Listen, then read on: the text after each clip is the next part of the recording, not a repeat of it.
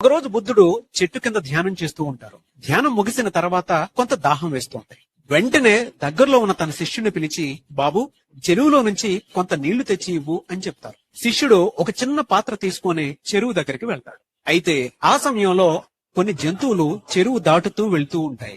దీంతో నీరు మురికిగా మారి తాగడానికి పనికి రాకుండా కనిపించింది. వెంటనే శిష్యుడు తిరిగి వచ్చి, ప్రభు, నీరు తాగడానికి వీలుగా లేకుండా ఉంది, మురిగ్గా ఉంది అని చెప్తారు. అది విని బుద్ధుడు, ఏం పర్లేదు, కొద్దిసేపు వేచి చూడు, ఆ తర్వాత నీళ్లు తీసుకునిరా అని చెప్తారు. దీంతో శిష్యుడు, అదేంటి, మురిగ్గా ఉన్న నీరుని కొద్దిసేపు ఆగి తీసుకుని రమ్మంటున్నారు అని ఆలోచిస్తాడు. కొంత సమయం గడిచిన తర్వాత బుద్ధుడు, బాబు, ఇప్పుడు నీళ్లు తెచ్చి చూడు అని చెప్తారు. అప్పుడు శిష్యుడు వెళ్లి చూశాడు.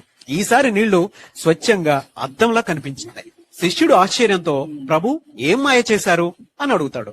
అప్పుడు బుద్ధుడు బదులిస్తూ, ఏం మాయా లేదు బాబు, కొద్దిగా ఓపిక మాత్రమే. జంతువులు నీటి నుంచి వెళ్లినప్పుడు చెరువు మురికిగా మారింది, కానీ కొంత సమయం గడిచాక మట్టి కిందకి జారుకుంది. దీంతో నీళ్లు మళ్లీ పారదర్శకంగా మారింది. మన జీవితంలో కూడా అంతే, కష్టాలు వస్తాయి. అలాంటి సమయంలో ఓపికగా ఉంటే సమయం మనకి అనుకూలంగా మారుతుంది. అలాగే కోపం వచ్చినప్పుడు మన మనస్సు మురికిగా మారుతుంది, కానీ కొంత సమయం గడిస్తే కోపం చల్లబడుతుంది, మన మనస్సు ప్రశాంతంగా మారుతుంది అని శిష్యుడికి బదులిస్తారు. ఎంటైర్ ఇన్సిడెంట్ మనకేం సూచిస్తోంది అనంటే, మనిషి కోపంతో ఉన్నప్పుడు చేసే పనులు, చెప్పే మాటలు తరచూ తప్పుగా ఉంటాయి. కాబట్టి కోపం వచ్చినప్పుడు వెంటనే స్పందించకుండా కొంత సమయం ఇవ్వాలి. మనసు ప్రశాంతమైతే నిర్ణయాలు కూడా సరైనవిగా ఉంటాయి.